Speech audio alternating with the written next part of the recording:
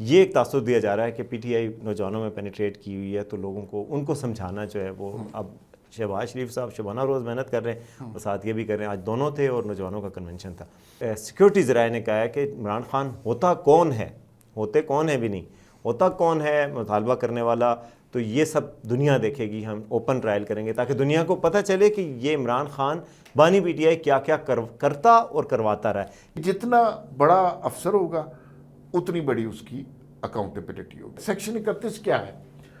اگر آپ نے حکومت گرانے کی کوشش کی ہے، کوئی حکومت کے خلاف سازش کی ہے یا بغاوت کی ہے. کس چینل کے ذریعے لے کے گئے تھے؟ تو انہوں نے کہا جب ملک ریاض صاحب نے مجھے خود کہہ دیا کہ بھائی یہ صاف منی ہے، منی لانڈرنگ کی نہیں ہے، تو پھر کون سی تحقیقات کی گنجائش رہ جاتی ہے؟ واہ. ملک ریاض صاحب آج کل کوئی کنی کترا رہے تھے، تو خان صاحب نے آج کہا کہ ملک ریاض کی طرف دیکھو، توجہ کرو کہ اس کے کہنے پہ ہم نے عمران خان کو یہ جھانسا دے کے لائے تھے کہ سر یہ کور کمانڈ کریں گے نا تو پھر یہ بڑے زبردست آرمی چیف بنیں گے. 10 روپے سے 5000 تک کے نوٹوں میں سے ایک نوٹ ٹرائی کریں گے پلاسٹک نوٹ.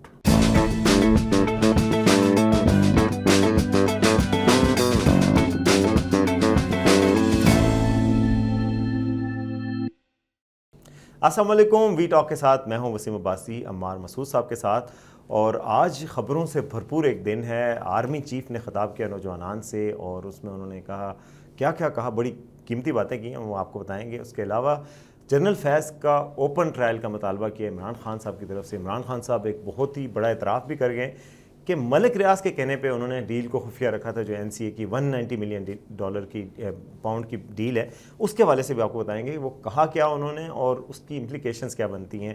اور اس کے علاوہ جواب بھی آیا ہے کہ عمران خان صاحب نے اوپن ٹرائل کا مطالبہ کیا تو بڑا سخت جواب آیا ہے، جو کہ سارے پاکستان کے ٹی وی چینلز پہ بھی چلا ہے سیکیورٹی ذرائع سے، کہ جی آپ کون ہوتے ہیں یہ مطالبہ کرنے والے، اور اگر آپ کا ٹرائل ہوگا تو اوپن ہی ٹرائل ہوگا، دنیا دیکھے گی. تو اس ساری صورتحال میں ہم اور اس کے علاوہ ایک خبر یہ بھی ہے، ویسے چلتے چلتے بتاتے ہیں، کہ پاکستان میں کرنسی نوٹ چینج ہونے جا رہے ہیں. یہ کیا ماجرا ہے، یہ بھی آپ سے ڈسکس کریں گے. جی عمار صاحب، سب سے تھوڑا پہلے سا میرے خیال میں ہم اس پہ بھی بات کر لیں گے اگر وقت نے اجازت دی. جو کارساز حادثہ تھا اس کے حوالے سے اب اس خاتون کی رپورٹ آ گئی ہے کہ وہ ان کا ذہنی توازن ٹھیک ہے، تو باقی معاملات ہم تو سب سے پہلے آرمی چیف صاحب نے آڈیو کے ساتھ آج خطاب کیا، آڈیو بھی ریلیز کیا. عام طور پہ آئی ایس پی آر نا ان کے ٹکرز ریلیز کرتا ہے، تو آج وہ ان کی پوری تقریر بھی ریلیز کی گئی ہے، کسی حد تک تقریر ریلیز کی گئی ہے، جس میں انہوں نے کہا کہ آپ کے آنکھوں کی چمک دیکھ کے خوشی ہوتی ہے، نوجوانوں کو کہا. پھر اس کے بعد انہوں نے نوجوانوں کو کہا کہ جی یہ یقین ہو جاتا ہے کہ پاکستان کا مستقبل محفوظ ہاتھوں میں ہے. آزاد ریاست کی اہمیت جانی ہے تو لیبیا، شام، جو اکثر کہتے ہیں کشمیر اور غزہ کے عوام سے پوچھو. اور چیف جسٹس نے نوجوانوں کو مخاطب کرتے ہوئے کہا کہ علم انسانوں کو دوسروں سے ممتاز کرتا ہے، ریاست کی ذمہ داری ہے، یہ امپورٹنٹ بات ہے، ریاست کی یہ ذمہ داری ہے کہ عوام کو سوشل میڈیا سے پیدا شدہ ہیجان اور فتنے کے مضمرات سے محفوظ رکھے.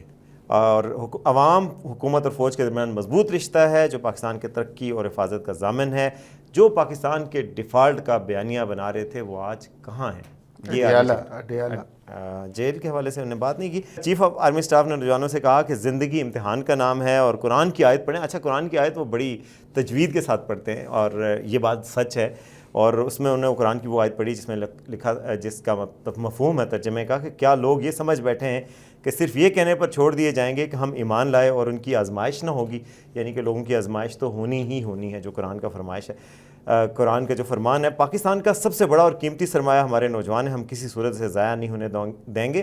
اور انہوں نے اقبال کا شعر بھی پڑھا، افراد کے ہاتھوں میں اقوام کی تقدیر، ہر فرد ہے ملت کے مقدر کا ستارہ. تو یہ جناب انہوں نے وقفے کے دوران ذرا اور بہت اچھے آپ نے پڑھے، تو اب باقی کا پڑھنا میرا بنتا تھا. جی میرا پڑھنا بنتا تھا اور انہوں نے بولا ہی بہت اچھا. تو اچھا، اب یہ ہے کہ ایک تو یہ میسج دیا گیا ہے، آرمی چیف صاحب نے جو میسج دیا ہے اس میں خان صاحب کا ذکر کوئی نہیں ہے، لیکن سوشل میڈیا کے حوالے سے انہوں نے کہا ہے کہ جی سوشل میڈیا اور فتنے سے بچانا یہ ہماری ذمہ داری ہے. اور پھر وہ جو بات کی ہے کہ وہ لوگ کہاں ہیں جو ہمیں ڈیفالٹ کے کہہ رہے تھے. تو ان کی اسپیچ تھی، نوجوانوں سے خاص طور پہ مخاطب تھے. اور نوجوانوں سے آپ کو پتہ ہے کہ خاصے وہ ہوتے ہیں کیونکہ یہ ایک تاثر دیا جا رہا ہے کہ پی ٹی آئی نوجوانوں میں پینیٹریٹ کی ہوئی ہے، تو لوگوں کو ان کو سمجھانا جو ہے وہ اب شہباز شریف صاحب شبانہ روز محنت کر رہے ہیں اور ساتھ یہ بھی کر رہے ہیں. آج دونوں تھے اور نوجوانوں کا کنونشن تھا. اچھا جو عمار صاحب یہ تو چلیں خبر ہی ہو گئی، لیکن اس کے بعد جو بڑی خبر آئی تھی آج صبح، عمران خان صاحب کی گفتگو آئی اور انہوں نے بڑی لمبی چوڑی گفتگو کی، کوئی 2 صفحوں کے ٹکٹ سے. اس میں انہوں نے کہا جی جنرل فیض کا ٹرائل اوپن ہونا چاہیے. یہ جو ٹرائل ہے 9 مئی کا بیانیہ ہے، یہ تو بالکل غلط ہے. 9 مئی کو مجھے اغوا کیا گیا تھا. اصل میں تو 9 مئی اس نے کروایا جس نے مجھے اغوا کیا تھا، اور پتہ نہیں بادشاہ نے مجھے اغوا کیا ہے اور کیا کیا ہے. پھر انہوں نے جناب اور کہا کہ جنرل فیض کا ٹرائل ہے اوپن کیا جائے تاکہ سب لوگوں کو پتہ ہو. پھر انہوں نے وارن کیا کہ میرا اگر ملٹری کورٹ میں ٹرائل کیا نا تو دنیا کیا کہے گی کہ ایک سویلین حکومت کا military trial, civilian prime minister کا آپ ملٹری ٹرائل کریں، تو یعنی کم از کم دنیا کا ہی سوچیں اور میرا نہ کریں ملٹری کورٹ میں ٹرائل. اور اس کے علاوہ انہوں نے پھر جو بات کی یہ فیض صاحب کا تھا، کیونکہ اس بات کو ختم کر کے پھر ملک ریاض صاحب کی طرف آئیں گے. اس پر جواب آیا فوری طور پہ پاکستان کے سارے ٹی وی چینلز پہ کہ سیکیورٹی ذرائع نے کہا ہے کہ عمران خان ہوتا کون ہے، ہوتے کون ہے بھی نہیں، ہوتا کون ہے مطالبہ کرنے والا. اگر ان کا ٹرائل ہوگا اسی طرح کا ٹرائل ہوگا، یعنی کہ ظاہر ہے ملٹری ٹرائل یا 9 مئی کا ٹرائل، تو یہ سب دنیا دیکھے گی. ہم اوپن ٹرائل کریں گے تاکہ دنیا کو پتہ چلے کہ یہ عمران خان بانی پی ٹی آئی کیا کیا کرتا اور کرواتا رہا ہے. یہ لینگویج تھی، لینگویج سے بھی غصہ لگ رہا تھا. اچھا اب دیکھیں، ایک تو میرے خیال میں یہ بات ہمیں اپنے ویورز کے ساتھ بھی بالکل آنیسٹلی شیئر کرنی چاہیے.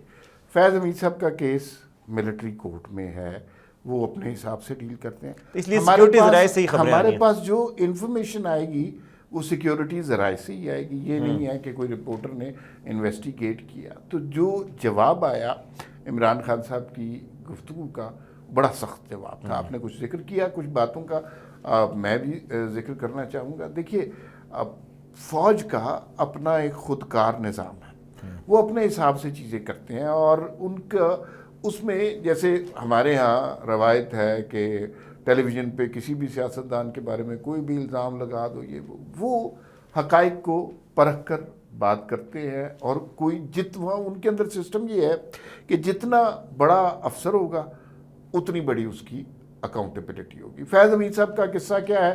فیض حمید صاحب کے پاس یہ جو ٹاپ سٹی والا کیس آیا سامنے، اچھا سپریم کورٹ نے اپریل 2024 میں اسے ریفر کر دیا جی کہ فوج کا معاملہ ہے، اپنے ادارے میں دیکھیں.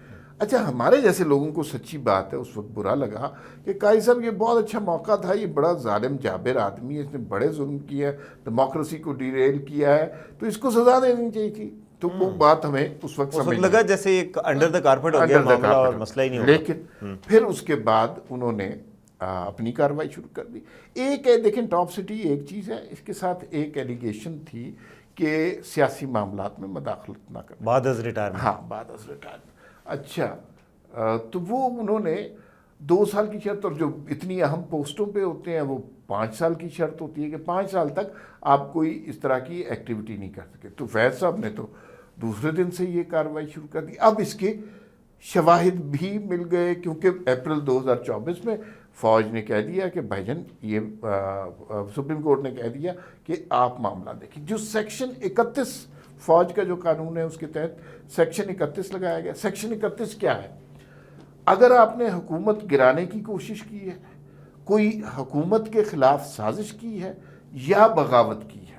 اب بغاوت بڑا ذو معنی لفظ ہے، بغاوت حکومت کے خلاف بھی ہو سکتی ہے، اپنی قیادت کے خلاف بھی ہو سکتی ہے، تو اس کا کورٹ مارشل بنتا ہے. پھر اس پہ سزا زیادہ ہوگی کوئی ابھی سزا کا ظاہر ہے وہ ابھی انویسٹیگیشن میں معاملات ہیں، لیکن یہ سیکشن 31 کے تحت کارروائی ہو رہی ہے. یہ سیکشن 31 کے تحت کارروائی ہو رہی ہے. اور عمران خان صاحب نے اگر فیض حمید کے بچنے کے تو ویسے کوئی چانسز کم ہی ہیں، لیکن ان کا کیس جو ہے نا خراب کیا ہے، اس لیے کہ ابھی چند دن انہوں نے جس طرح بیانات بدلے. ابھی چند دن پہلے انہوں نے کہا فیض حمید فوج کا اندرونی معاملہ ہے، ہمارا اس سے کوئی تعلق نہیں. ہاں بالکل ٹھیک ہے. پھر اس کے بعد آج انہوں نے کہا فیض حمید کا اوپن ٹرائل کریں. بھئی آپ معاملے لگتے ہیں، فوج کا اپنا ادارہ ہے، وہ اپنے حساب سے ٹرائل کر رہا ہے. یہ بھی سیکیورٹی ذرائع کا معاملے لگتے ہیں. نہیں معاملے کا نہیں، انہوں نے کوئی اور رشتہ بتایا، وہ بتانا مناسب نہیں ہے اس وقت میں. تو وہ جو ہے اپنے طور پہ اب اس کا ٹرائل کریں گے، اور اس میں عمران خان کو مداخلت نہیں کرنی چاہیے. اب وہ اور آپ دیکھیں کہ باقی ساری سیاسی جماعتیں بھی چپ ہو گئی اس معاملے پہ، کہتے ہیں یہ فوج کا اندرونی معاملہ، یہ سیریس سینسٹیو ایشو ہے، اس کو حل کرتے ہیں. دوسری بات یہ ہے کہ ساتھ ساتھ ہمیں یہی پتہ چل رہا ہے کہ خان صاحب کی بھی بچت نہیں ہو رہی کیونکہ وہ جو بات کہی گئی ہے نا کہ 9 مئی جب آپ کا ٹرائل ہوگا تو آپ کا اوپن کر دیں گے. تو 2 کیسز اس میں بڑے واضح نظر آ رہے ہیں. دیکھیں وسیم صاحب, توشہ خانہ اور 190 ملین پاؤنڈ, اس میں اچھا پھر خان صاحب اور بشرا بی بی دونوں کا اس میں رول نظر آ رہا ہے. تو اس میں بچت بہت اور 190 ملین کیس میں آج آپ کو پتہ ہے اسلام آباد ہائی کورٹ نے اپنا سٹے ہٹا دی ہے. وہ جو سٹے ایک رکاوٹ تھی نا کہ ٹرائل کورٹ فیصلہ نہیں سنائے گی جب تک ہم آپ کو پتہ ہے کہ اس دن سے دھمالے مچا رہے تھے تحریک انصاف والے, اور مٹھائی کی دکانوں کے پاس سے ہٹ ہی نہیں رہے تھے. تو ابھی کسی نے جائے کہا ہے کہ وہ سٹے ختم ہو گیا ہوا ہے, تو اب آپ مٹھائی والی دکانوں سے موٹر سائیکل کو کیک مارے گھر جائیں. اچھا. اب ذرا مجھے وہ بتائیں 190 بلین پاؤنڈ کے پیچھے جو کہانی ملک ریاض والے, اس حوالے سے جو خان صاحب نے آج کہا, جی آج انہوں نے بڑی دلچسپ بات کی جو میرے لیے بڑی حیرت انگیز تھی. وجہ اس سے پہلے شہزاد اکبر کہہ چکے ہیں کہ ہمیں این سی اے نے کہا تھا یہ ڈیل خفیہ رکھو. آپ کو پتہ نا سر بمہر لفافہ آیا اور سب وزراء گواہی دے چکے ہیں کہ کیبنٹ میں آیا اور شہزاد اکبر لے کے آئے اور انہوں نے کہا کہ اس لفافے کی آپ نے منظوری دینی ہے, یہ ہم کھول نہیں سکتے, یہ ڈیل ہے قومی مفاد کا معاملہ ہے. شہزاد اکبر صاحب نے کہا, وہ کہا گیا تھا کہ این سی اے کے آج خان صاحب نے اپنے کمال آزادی کے ساتھ گفتگو کرتے ہوئے جوش خطابت میں وہ بول گئے اور انہوں نے کہا کہ ہم نے اس کو خفیہ اس لیے رکھا تھا کہ ملک ریاض صاحب کی ریکویسٹ تھی. اور پھر انہوں نے کہا, ان کو صحافی نے کہا کہ آپ کو اس کے انویسٹیگیٹ نہیں کرنا چاہیے تھا کہ یہ ڈرٹی منی ہے واپس آ رہی ہے, یہ ملک ریاض باہر کیسے لے کے گئے تھے, اس کی کوئی منی ٹریل ہے, منی کس چینل کے ذریعے لے کے گئے تھے. تو انہوں نے کہا جب ملک ریاض صاحب نے مجھے خود کہہ دیا کہ بھائی یہ صاف منی ہے, منی لانڈرنگ کی نہیں ہے, تو پھر کون سی تحقیقات کی گنجائش رہ جاتی ہے. تو ملک صاحب, ایک صحافی نے پھر آگے سے کہا, اس نے کہا بھائی صاحب خان صاحب آپ نے ملک صاحب کے کہنے پہ صرف اعتبار کر لیا, جو انہوں نے کہہ دیا آپ نے کر لیا. انہوں نے کہا ملک صاحب نے اصل میں مجھ سے ڈائریکٹ تھوڑی کہا تھا. تو انہوں نے کہا کیسے کہا تھا, انہوں نے کہا شہزاد اکبر سے کہا تھا, شہزاد اکبر نے مجھے کہا, اور میں نے کہا کہ چلو ٹھیک ہے یار اس طرح کر لیتے ہیں. تو لیکن یہ بڑا اعتراف ہے کہ ملک ریاض کے کہنے پہ آپ نے وہ بند کیا, اب این سی اے کے کہنے پہ نہیں, ملک ریاض کے کہنے کو پھنسوا جائیں گے, ملک ریاض کو پھنسوا جائیں گے. لگ مجھے یہی رہا ہے کیونکہ ملک ریاض صاحب آج کل کوئی کنی کترا رہے تھے, تو خان صاحب نے آج کہا کہ ملک ریاض کی طرف دیکھو, توجہ کرو کہ اس کے کہنے پہ ہم نے کیا. اچھا ایک اور بات, جو ایک نقطہ میں آپ کو اور بتا دوں, ایک ایکسپلینیشن یہ بھی ہے کہ بھائی ٹاپ سٹی کا کیس آیا, جنرل فیض اس وقت آئی ایس آئی کے چیف تھے, جنرل باجوہ کے نوٹس میں یہ بات آ گئی تھی, تو جنرل باجوہ نے فیض حمید کو ہٹا کیوں نہیں دیا. تو اس پہ کلیئرٹی کے لیے ذرا سمجھ لیں کہ جنرل باجوہ کو پتہ چل گیا تھا, he did not like the act and he wanted to get rid of Faiz Hameed as D G I S I. لیکن کیسے کرتے, I S I chief under the command of prime minister ہے. عمران خان اس پہ بچوں کی طرح زمین پہ پاؤں مارنے لگ گئے کہ یہ ہمارا ہے, اور آپ کو پتہ ہے وہ کتنا عرصہ لنگر آن کیا. اور خان صاحب نے پوڈ کاسٹ میں کہا بھی تھا کہ میں کہتا سردیاں گزر جائیں. ہاں, اور وہ فوج کے رینکس میں اس میں بڑی پرابلم ہوئی. وہ ایک پوسٹنگ نہیں ہوتی, وہ 15-20 پوسٹنگ ہوتی ہیں, سارا سرکل بگڑ جاتا ہے. لیکن جنرل باجوہ جو ہیں وہ چینج کرنا چاہتے تھے فیض حمید کو, لیکن نہیں کر سکے کیونکہ اچھا پھر چینج بھی کیا تو کیسے چینج بھی کیا. عمران خان کو کہا کہ سر یہ آپ کے بڑے فیورٹ آفیسر ہیں, بڑے زبردست آفیسر ہیں, ان کو ترقی کرنی ہے, تو یہ میجر جنرل ہے, ان کو لیفٹیننٹ جنرل بننا ہے, اور نہیں لیفٹیننٹ جنرل ہی ہے, ان کو کور کمانڈ کرنی ہے, کیونکہ کور کمانڈ جو نہیں کرتا وہ آرمی چیف کی دوڑ سے باہر ہو جاتا. تو پھر انہیں پشاور لے گئے.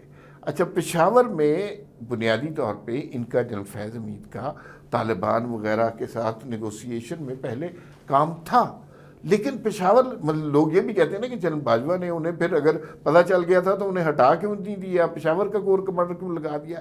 وہ اس کی ریزن یہ تھی کہ عمران خان کو یہ جھانسا دے کے لائے تھے کہ سر یہ کور کمانڈ کریں گے نا تو پھر یہ بڑے زبردست آرمی چیف بنیں گے. یہ ساری صورتحال تھی. ذرا تھوڑا سا بات کر لیں سانحہ وہ کارساز حادثے والی, کہ اس میں اس خاتون کا کیا بنا یار. نتاشا اقبال ان خاتون کا نام ہے جی. آج وہ پیش ہوئی ہیں, بڑی سیکریسی میں آئی ہیں, آج کل نہیں لے کے آئے تھے, آج ان کو پیش کیا ہے. تو وہاں پر جو میڈیکل رپورٹ ان کی آئی ہے آج, وہ ڈاکٹر صاحب ہیں, کوئی اقلیتی کمیونٹی سے تعلق رکھتے ہیں, بڑا لوگ ان کو اپریشیٹ کر رہے ہیں کہ ڈاکٹر صاحب نے سچ بولا ہے.